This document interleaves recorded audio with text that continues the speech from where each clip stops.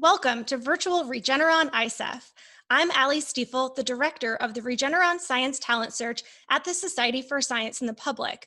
Regeneron STS is an application-based sister competition to Regeneron ISEF for 12th grade students in the United States.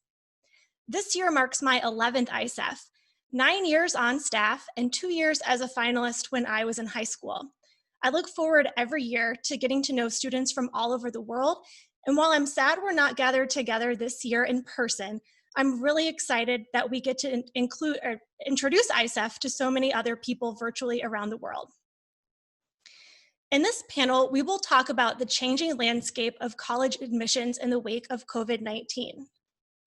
We know that so much has changed for high school students around the world this spring, and we want to reassure 9th, 10th, and 11th graders that admissions offices are adapting too. We will provide ideas for how students can present their best selves in these unusual times. To help us advise, we've recruited some great speakers from public, private, international, and liberal arts universities. Let's meet our panelists now. Our first panelist is Brenna Heinz, the Senior Assistant Dean of Admissions and Director of Access at Swarthmore College, and Brenna is an ISEF alumna. Our next panelist is Chris Peterson. You guys can wave if you'd like. Chris Peterson is the Senior Assistant Director of Admissions at Massachusetts Institute of Technology. Our next panelist is Taylor Pondy. Taylor is an admissions officer at UC San Diego. And last but not least, we have Ingrid Schwarzkopf, who is the Associate Director, Engineering, Student Recruitment and Retention at the Retention Office at the University of Toronto, and Ingrid is also an ISEF alum. Welcome, everyone. Thank you all so much for joining us today. I would love to get started by a little overview of all of the schools that you represent. They're all so different, and also your relationship to ISEF. So maybe we can start first with Brenna. Yeah, hi, thank you so much for having me. I'm excited to be here. So again, my name is Brenna. I am an admissions officer basically at Swarthmore College. So Swarthmore is a small private liberal arts college of science and engineering located right outside of Philadelphia in Pennsylvania. So we have about 1,600 students and we are only undergraduate. So we're a college, not a university. We don't have any graduate programs, but we do send the vast majority of our students on to great graduate programs. So we're a different type of school represented here.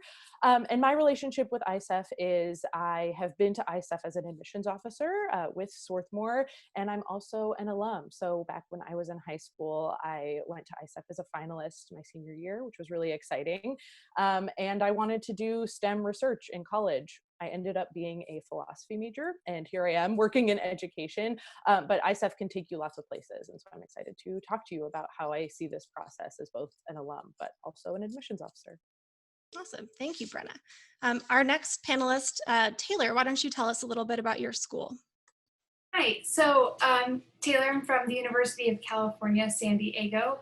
We are a part of the University of California system, which is a system of 9 campuses, all public institutions in California, and each has something that's a little special about them. So for San Diego, we have so many majors. We offer over 130 different majors, with many of those having national rankings, and something for students to really explore on our campus, with about 30,000 undergraduate students, but something that really we like to talk about is our college system that gives each of those students a smaller community. So we have on our larger university campus 7 colleges that students are a part of.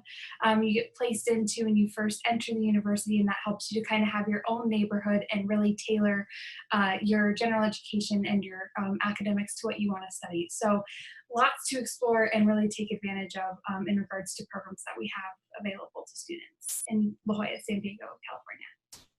Very cool. Ingrid, tell us about University of Toronto. Hi, everyone. My name is Ingrid. So I am the Associate Director at the University of Toronto's Engineering faculty. University of Toronto is in Toronto, Canada, and we have over 60,000 undergraduate students. So I know that seems really large, but very similar to Taylor. We do have a college system for our Faculty of Arts and Science programs. And then we do have some of our other divisions like engineering, architecture, that are a bit smaller. So they're actually within just the faculty. In addition to that, we are publicly funded university, so that's something might be a bit different than the other panelists here today. In addition to that, we also do have 3 campuses. So I actually work at the downtown St. George campus, but we do have 2 smaller campuses in our suburb neighborhoods of Mississauga and Scarborough. So we do have a variety of different whether it's the environment, the size of the campus, something that is very suitable for all students. And a little bit different than Brenna, we do have undergraduate, master's, and PhD programs. So we have pretty much everything that you can imagine. So whether your path crosses the University of Toronto at undergraduate level or perhaps the master's, there is something for everyone. That's awesome. And Chris, how about you? Hi, I'm Chris Peterson. I'm Assistant Director of Admissions at MIT. I'm also a research affiliate in our Center for Civic Media, which is where I did my grad school. MIT is the world's foremost school for wayward nerds on the left bank of the Charles River, right across from Boston, Massachusetts. We're known principally for our science, technology, engineering, and math, although we also have a School of Humanities, Arts, and Social Sciences, School of Management Science, School of Architecture and Planning, School of Science. Yeah, so we are big fans of research competitions and other programs that allow students to express their interests and aptitudes in science, math, and more generally in intellectual curiosity. And ISEF is a great international reaching version of those kinds of programs. And so we're delighted to be here. Awesome. Well, we thank you all again and excited to go through some questions that I think will really help students today. Starting with the college hunt. This question will be for all panelists. We'd love all of your perspectives on this. You represent 4 very different schools, as we've just heard. So curious, what are your tips under normal circumstances, or even considering the circumstances we're in now, about what a student should look for when searching for colleges? So maybe we can start this time with Ingrid. Yeah, absolutely. I mean, when speaking about the University of Toronto and what the best advice I can give to international students is first, understanding that your interest for the university, if they have your program, and then next is also the city itself. I truly believe that one of the biggest pieces of experience for a student is the campus that you're coming to. And then additionally to that, I say get ahead of the requirements. One thing that I tend to see with international students is we meet and they're at the end of grade 11 and we talk about requirements and they may not have the right requirements that they need to get even qualified to University of Toronto. Again, we're going to be a little bit different than some of the other panelists here today. In the sense of some of our requirements are going to be very unique to the program that students are coming from, an educational system. So for example, being in Canada, we don't require the SAT for all of our students, only if you're coming from the US curriculum and education system. So I think really doing your research online and making sure that you know what you're interested in early on. So I do when, when Ali said this is going to be broadcasted to, we're broadcasting students in grade 9 and 10, this is so fantastic because it really will help them just get ahead of what are the requirements. That's, I really think, the first and foremost important thing to focus on. Awesome. I think that's great advice, learning the requirements. Taylor, what other advice would you offer to students who are just getting started with their search? Really have to agree with Ingrid that you're attending a university for the academic programs, but you're also going to be living there for 4 years as well. So it is important to know the area it's located, the culture on campus, and certain aspects of the university that make it unique that you can really see yourself enjoying for that time. So for example, a lot of our students at the University of California, San Diego, really enjoy having the beach right there and having that college system that creates those neighborhoods for them them to connect on a deeper level with each other. And those are all things that may have drawn them to the campus initially, but then they found even more that they liked when they arrived. So it's important to have that initial idea of what you're gonna want in a community and want on a campus, because yes, you are there to study, and yes, you are there to pursue those passions you have, but it'll also be your home away from home for the time being. So it's important to know what else you'll be able to get involved in. Awesome. Yeah, it's another great piece of advice. Brenna, how about you? Yeah, I think a few things I would say. One, be open-minded, right? So a lot of you are probably looking for schools where you can continue doing some sort of research because you've been doing it at a really high level. And honestly, for me, when I was in high school, I thought that meant large research university because you will get fantastic opportunities at those places. And I didn't even look at small liberal arts colleges like Swarthmore because I thought, oh, that's only undergraduates. I can't do research there. And that, as an ISEF alum myself, that's something I was interested in. And I didn't know that at a place like Swarthmore, for example, over 2/3 of our students do research. And so if I would have been a little bit more open-minded when I was going through the college search, I might have found a better personal fit. And I think that's the key. You're going to hear a lot of admissions officers talk about fit. We want students who are a good fit for our college or university. And fit doesn't just mean your ability to do academics well. That's part of it, for sure. We need to make sure you can succeed at our institutions, but there's more to that. We deny plenty of students with perfect GPAs and perfect SAT scores because they're not a good fit for our culture. And so thinking about people, places, and programs together, that's how we as admissions officers think about admitting students. And that's also how you should be thinking about it, right? Some of those might outweigh the other, right? I'm really interested in a particular academic program, so I'm going to look at schools first that have that program, but then think about these other things because that's how we evaluate applications as well. Some more great advice. And Chris, how about you? Anything to add to that?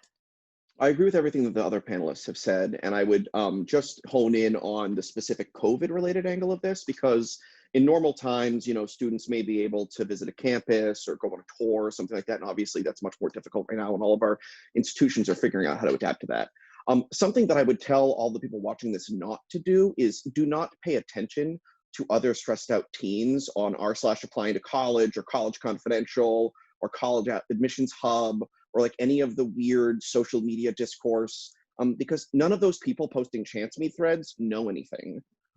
People attach more salience to the things that they were a part of. So they'll be like, I've seen applicants who are like, oh, I probably got admitted to MIT because of my great essays. And then I look at it like, nobody admitted you despite your essays. So like, you should really try to not like read into the entrails too much, to divine too much about your potential future from a bunch of other people who really don't know what they're talking about.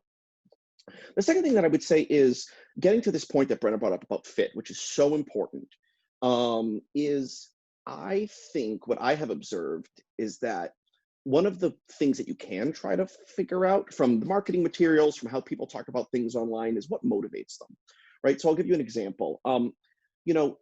I think that this really comes out in a specific and concrete way in how schools structure their curriculums.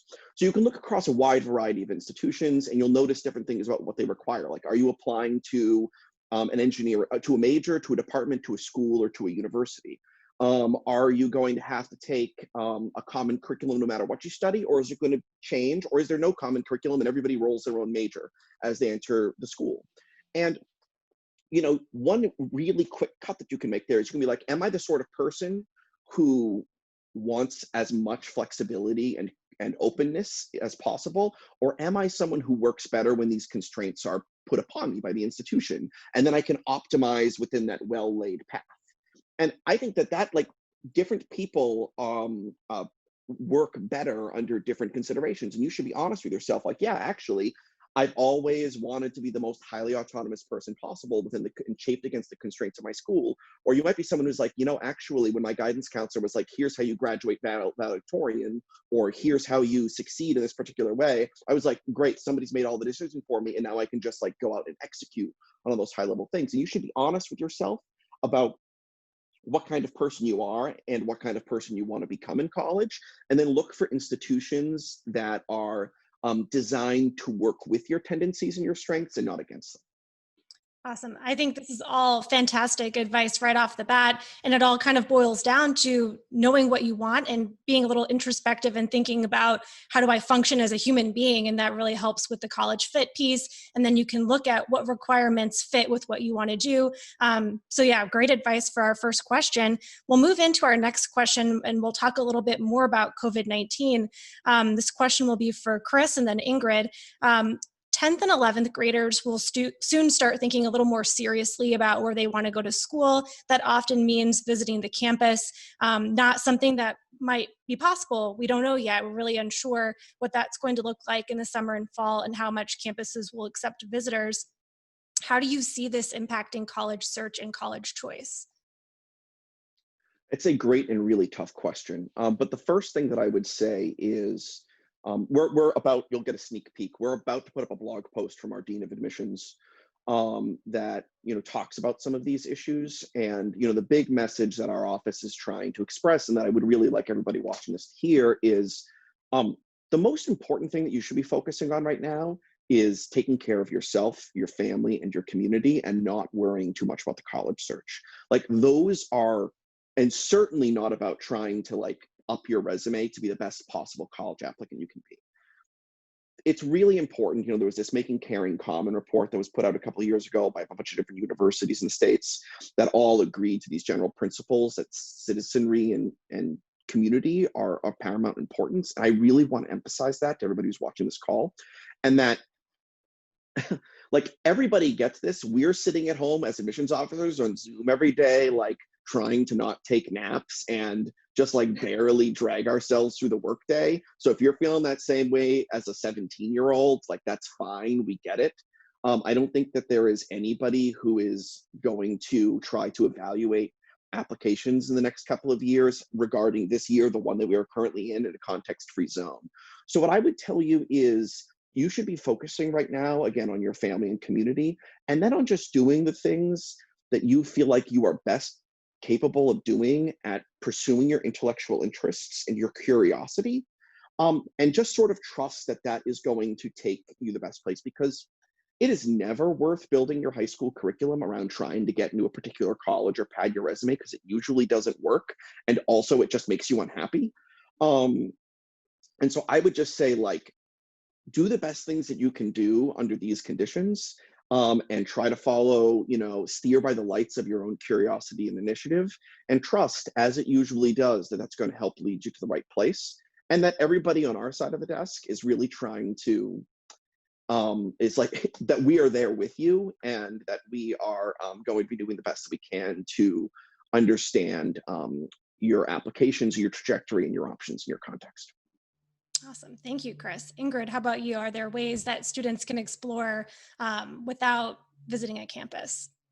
Yeah, and I mean, to really echo everything that Chris has said, this is not a thing that's only the students are going through. This is a global issue that we're all in, and we're all trying to navigate. And just one thing that I want to echo it to students that are in grade 10 and 11 is you will not be penalized because there was a pandemic and there were things that you couldn't accomplish because you wanted to. We're pivoting and shifting the way we're going to be assessing students. I can't tell you exactly how yet because I think we're still developing everything. But the one thing I can tell you that definitely, at least on the recruitment side, we're shifting is how we can make sure that we're still accessible for you so that you can still access us. Whether that's going to be, virtual materials that we're developing or resources that we're developing for students, courses so that you can bridge the gap, or, we're going to be probably hosting Zoom sessions. So there are ways that we're thinking about students like yourselves that are in that position, and you're very soon going to have to think about the search. But similar to what Chris says, for right now, just take it one day at a time. There's really not much else we can do because we have to take the direction from our health officials and really, again, just take it one day at a time, but rest assured that you will not be penalized because of the pandemic and you couldn't go to ISEF this year or whatnot, right? So just rest assured that this is a global issue, and it's not just, while sometimes it can feel like it's very much just yourself, and I feel like we all feel that sometimes, it's a good reminder, like, oh, right, we're all in this together, right? Yeah, it's absolutely true. We are all at this together, and running our science talent search competition, which is also application based. We're considering all of these things too, and we know that students may not have the same access to labs and other opportunities. So I want to talk next about some of the kind of specific things that students might be worried about. I know we want to alleviate the stresses here and make sure students know that we're all on the same page, we're all figuring it out together. But there are some specific things. We got a lot of questions about this next one, which are grades. So many high schools were not able to issue letter grades for the spring semester. Some schools froze the grades at a certain point and students couldn't raise them as they might have had the opportunity to otherwise. Some schools awarded like a pass or incomplete grade instead of a letter grade. We know this impacts your GPA, your class rank, things like that. And so you might be wondering, how will colleges approach this conundrum? So I'm curious if you guys have thought about that, or if you have any advice for students, and maybe we can start with Brenna on this question. Yeah, so I want to introduce a term that you have probably heard, and if not, you will hear a lot if you're looking at colleges like ours. So, and that is holistic admission. So basically what holistic admissions means is that no one part of your application is the sole determinant of your admissibility. So we look at everything that you submit to us. And two, we evaluate you in context. So a lot of highly selective colleges and universities, particularly in the US, evaluate you in this way. So really what that means in terms of your grades changing because of COVID or something going on at your school or your community is that we will take you where you're at. If your school has decided to go all pass fail and they've never done that before, we will never penalize you for this. So Ingrid was talking about this, is how we're not going to penalize you for something that's outside of your control.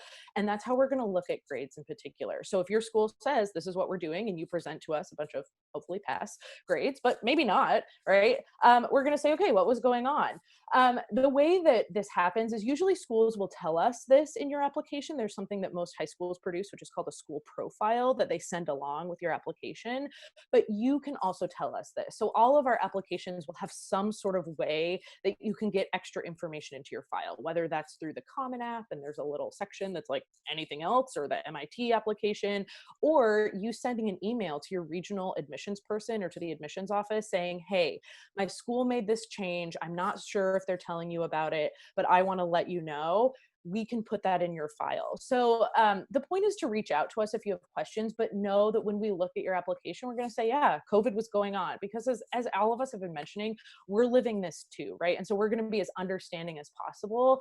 The main job that we have as admissions officers is to make sure if we admit you, that you will succeed academically at our institutions, right? That's what we're doing. We want to admit students who are going to thrive and succeed. And so as long as we have evidence of that through your participation, say, in something like ISEF, through your letters of recommendation, we're going to say, yeah, you passed your classes, or look, maybe you didn't pass a class because something big was going on with your family during this time. A lot of us have stuff going on. That's also okay. Your job is to just explain to us the situation that you're in, and our job is to be understanding of that when we evaluate your application. Awesome, thank you. And Taylor, what would you add to that? I think Brenna hit it completely right on the head. And I think that that's how, I know for UC San Diego, that's how we will be doing it as well, taking everything into context, being flexible, being understanding as much as we can. And so I would echo everything that was just said. In addition, still strongly encouraging students to take rigorous courses. So if you feel comfortable and you want to take an AP course, even if you can't take an exam, or you want to take an IB course, even if you can't take the exam, that's something that I think we would still love to see, because it shows that dedication to your academics. And again, we understand that's not going to be something that's available to everybody. But if it were available, and if it were something that you'd be interested in doing, that would be something that would help as well. But again, really just echoing that theme of being flexible, being adaptable, being understanding, because we are all living in this and we are all experiencing it firsthand as well. So I hope that gives some students a little bit of comfort, knowing that we are going to try to do our best as they are as well. Awesome. Ingrid, how about you? Yeah, I mean, to really echo everything that our two other panels have mentioned, but in addition to that, I also think, the reality is, at least when you're applying to Canadian universities, I think, well, everywhere, even the US and globally, the only shift I could really see is that the reality is there might not be as many early offers. But that does, at least speaking from the University of Toronto, typically early offers for us would mean, January, February. But we might have to shift that if we're waiting on more grades, depending on how everything related to COVID plays out.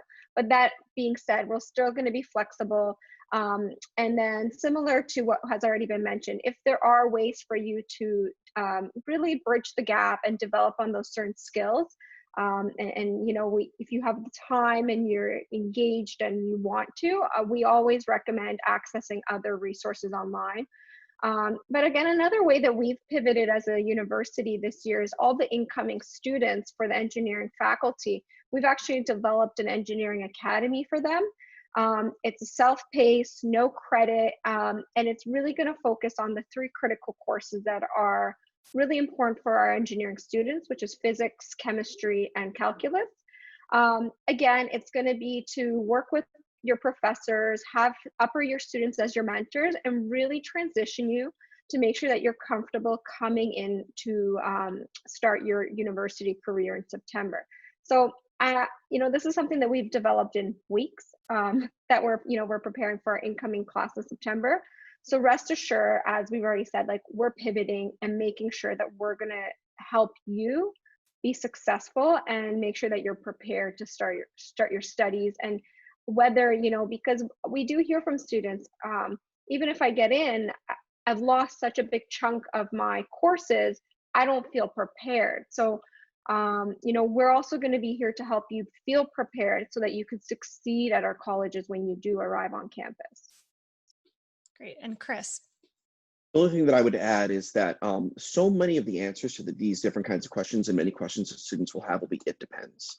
It depends on the institution, how they're changing their testing requirements, or what they're particularly doing about grades, or what kind of curriculums they want to see, or what kinds of faculties or institutional structures you have to apply to. And one thing that not everybody knows is that at least most American colleges have a regional rep. Meaning someone who is in some way assigned to consider your application and help support you. And I would encourage you that, after you've read the website and whatever application materials have been, mailed to you, or anything else, if you really have something where you're not sure and you want to know more, you should really reach out and talk to the offices. Because there are people in our respective offices who are assigned to help answer your questions, and are often quite happy to. And you should definitely make sure that you're all skilled researchers. You should be doing some research on each one of the schools and making use of those resources as available. Yeah, that's great advice. And one other specific thing, and maybe we'll have one person answer this for time. Students are wondering about standardized tests. And I know a lot of schools have changed their policies on testing. Perhaps, Brenna, would you be willing to talk a little bit about that? Yeah, so we all know that standardized tests are not as available as before, right? And technology and dates that they're available, this is changing everything. So there are many colleges and universities, particularly in the States, who have decided to go test optional for at least a few years. So that's something to look out for, right? Maybe, so like Swarthmore, for example, we used to require the SAT or ACT from all of our applicants. We're not for the next 2 years of students applying to us. So that means if you don't have a test score that you want to submit to us, you don't have to, and you won't be penalized for that. Not all colleges have made this decision yet, for a variety of good reasons. And so your job is to, one, say, okay, do I have a test score that I want to submit? And two, as Chris was mentioning, reach out to the admissions office if you have more questions about, like, hey, look, I was signed up to take this test. It was no longer offered, or I can't access it because of technology.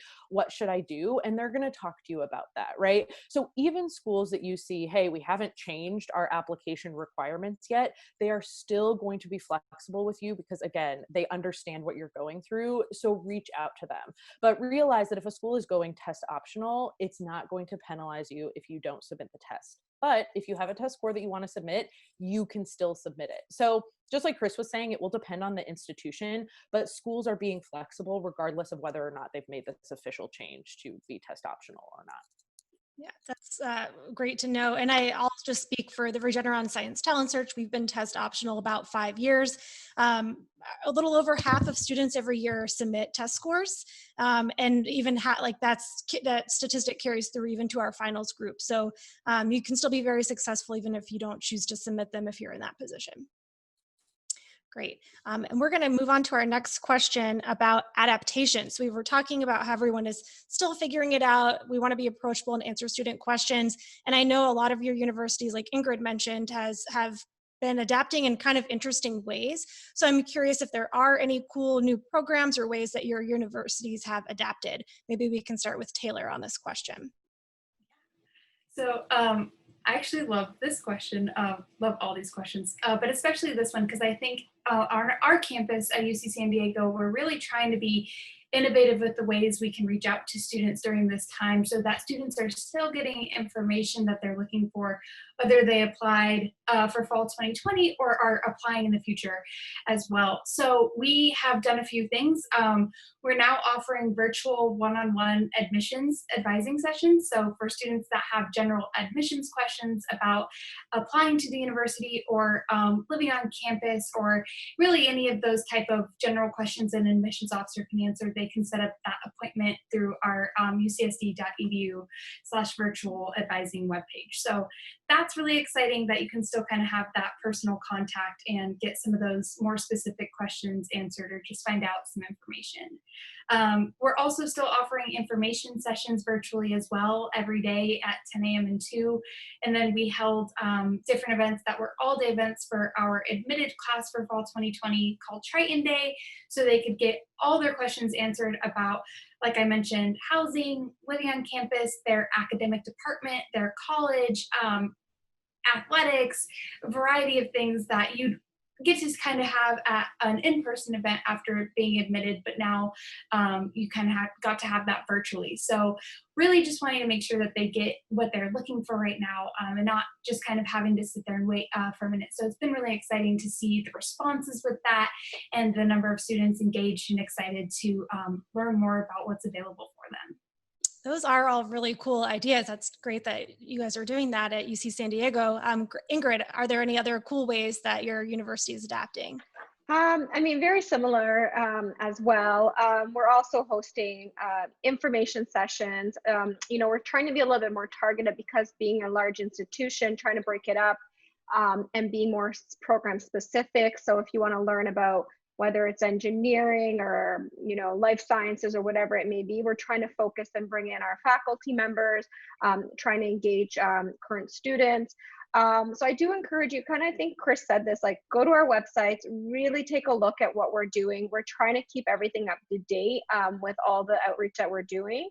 And it's going to continue to grow. I imagine for many of us, you know, we will be connecting with your counselors as well. And one last thing to mention that I think everyone else has been echoing is that even if you go online and you're wanting something more specific, don't be shy to reach out, because we might have that for you. It's just maybe you couldn't find it. Because sometimes we recognize that maybe we have promoted something in a way that is not as easy for you to find online. So just reach out to your recruitment admissions rep for that university, and don't be shy. That's our job. Is we're here to help you navigate this. And most times I feel like students are very happy once they do reach out, because we can help really navigate and get you the answers that you need as well. Awesome, thank you. Chris, how about you? Something that I'm really happy to see is that MIT has been adapting to its role as a caretaker and a stakeholder in our community, in our local community. We stood up a hospital for the Cambridge community in one of our gyms, the Sean Collier Community Care Center. 2 or 3 of the now vacant undergrad dorms are being used to provide free housing for first responders, care workers and nurses and things like that, which is the first time that's happened since the Second World War. And obviously, through ISEF alum, Feng Zheng's testing regime through Sherlock and other CRISPR-based responses, and Marty Culpepper's open documentation for manufacturing personal protective equipment. We're a private school, but we are a land grant college with a public purpose. And I'm hopeful that institutions like ours can continue to find a way to provide some of that public benefit beyond, the narrow institutional interests of like, how are we going to get our tuition? Not every institution is equally privileged to do that. MIT has a substantial endowment and is able to be a little bit more flexible than some, but my hope is that lots of universities will be able to find ways to support the communities in which they are embedded, even in a world that makes such sort of local obligations increasingly difficult to actually uphold. That's very cool, the community outreach that you're doing, and very important too. Brenna, how about you? The only other thing that I would add, right, of course, I think all of us are thinking about how to adapt sort of on-campus visit programming to a virtual space, right? So these things like virtual information sessions, offering opportunities for you to connect with current students. I think that's something you should look out for, whether it's through blogs, right? MIT has prolific blogs, and they have amazing students who are giving really unfiltered opinions about what it's like to be an MIT student. Or we can connect you with students that we know, right? So look out for opportunities like that to hear from students. And then similar to what Chris was saying about how MIT is sort of taking care of its larger community, one thing to also look for when you're looking at colleges and universities is how they're taking care of their own community during this time, right? So reading about like what resources have these places offered for their students, right? So things like helping students get access to technology if they had to move online and they didn't have a computer back home because they couldn't get back on campus, or students who, right, most of our colleges, I'm assuming the students had to leave campus sometime in the spring. And did they take care of students who didn't have a safe place to go, right? How did they help students who were relying on work study money to get through the rest of their semester, right? Were they offering grants or help or other opportunities to continue working? Were they giving refunds for housing money that you had already paid? So things like that. And Chris is totally right. Swarthmore is in a similar position where we are really lucky to have really tremendous financial resources. So we're able to offer some things to our students, and we only have 1,600 of them. But look at how colleges are taking care of their own community as well as the broader community, because that can help you think about, okay, so if I go to this college, whether it's virtually or in person, because who knows what's going to happen, how are they going to be taking care of me regardless of what happens in the future? Yeah, that's a great point, and it trickles into your relationships with them as alumni, and what your experience is like over 4 years. I also wanted to comment on what you said about connecting with people who might attend those schools. Just to plug that this spring, the Society actually connected all 12th grade students who were alumni of the Regeneron Science Talent Search, Broadcom Masters, or ISEF, who were trying to decide where they wanted to go to college. And we connected them to current college students attending the colleges that they were considering. We had about 800 people participate in that program. And I think it was something, the college students loved it, the high school students loved it. We're going to offer that in the summer for 11th graders. So stay tuned if you're an ISEF alum. That's something to look forward to. We'll connect you to some current students. So another question, since this is a crowd of scientists and engineers, we want to know, and this question is for Chris, how does the college admissions process value participation in science competition? That's a great question. I think it goes in a couple of different domains. I think that the single biggest thing that we see with science fair is that is an expression of an underlying intellectual curiosity and initiative that we think translates and maps well to the university context, and that is more important than like a specific distinction or even your specific field of study, because that's the thing that's going to potentially be stable, right? And then it translates into different environments, different contexts. I like to think about it in a sort of like genotype phenotype thing, like you have the underlying trait and then it expresses itself differently under different stimuli in different contexts.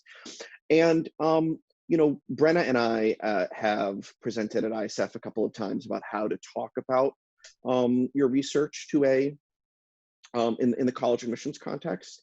And, I think that science fair does train students to do this particularly well, because so much of particularly at ISEF, like public day, is about learning how to talk about really complicated ideas to an intelligent lay audience. And that's what most admissions offices are going to be, right? They're not going to be high level specialists in your field. They're not the judges, but they are people who you can speak to as intelligent lay people and try to understand what you've done and how you've done it. And a lot of your college application should err on that side. It should really err towards that, knowing who your audience is and providing more of that technical documentation and clear, concise communication than performative teenage angst.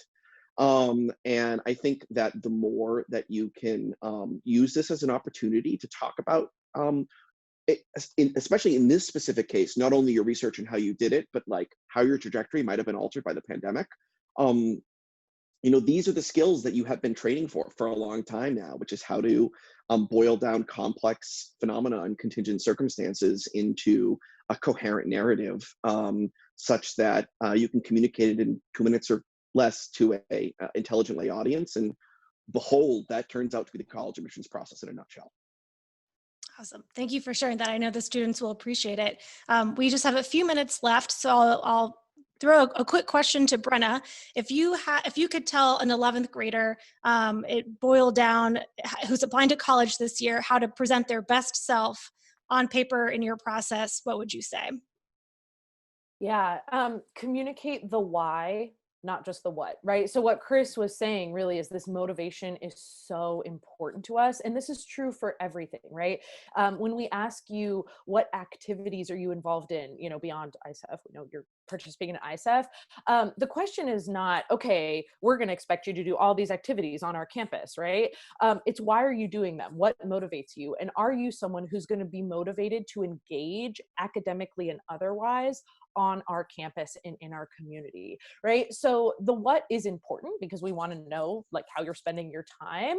If you have won an award at ISEF, that's amazing, right? We want to know that, but it's much more important for us to understand the why. Where are you coming from? And really the way I think about applications when I read them is I'm like, what's your deal? Like, who are you? Where do you come from? Why are you doing what you're doing? Because that helps me understand, okay, what type of person are you going to be not on our campus? Because you're a complex human being. You're not just a list of all of your achievements. And that's what we're getting at. That's why many of us ask you to write some form of an essay or short answer questions to talk about, like, why are you applying to our college? And similarly for your letters of recommendation, if you require them, right? It's like, who is this person? Not just, oh, they earned an A+ in my class, therefore they're going to be getting A+ here. It's about much more than that. So convey to us the why, what motivates you, in addition to the what. Could not agree more. All right, Taylor, any last final general advice for students about the admissions process?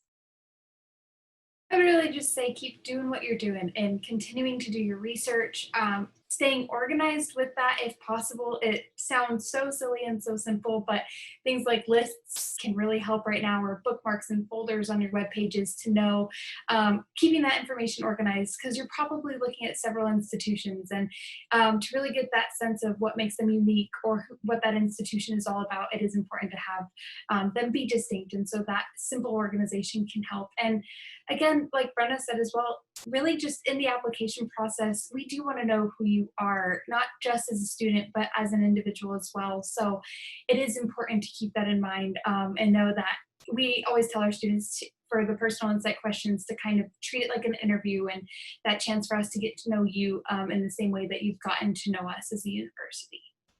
Awesome. Great final advice. Thank you all so much for being here. I feel like I learned a lot, even as someone who's in a similar field. And I think we've conveyed, I hope we have, to students who watch this, that we all care about you and what you're going through. We're going through the same things, and we're here if you have questions. We're real human beings, and hopefully you can see us as approachable to come ask those questions when you have them. I want to thank all of our panelists for joining us today. And on behalf of Regeneron ISEF community, we are grateful for your time, your expertise, and your continued support of these students. And I wish you all the best too as your universities continue to pivot and create your new plans for the year. Also, thanks to all of our audience who've joined us today. I encourage you to go to the ISEF Commons, the virtual Regeneron ISEF Commons. You can ask more questions of our admissions professionals here today, and there are many, many great universities and colleges represented there. So thank you for joining.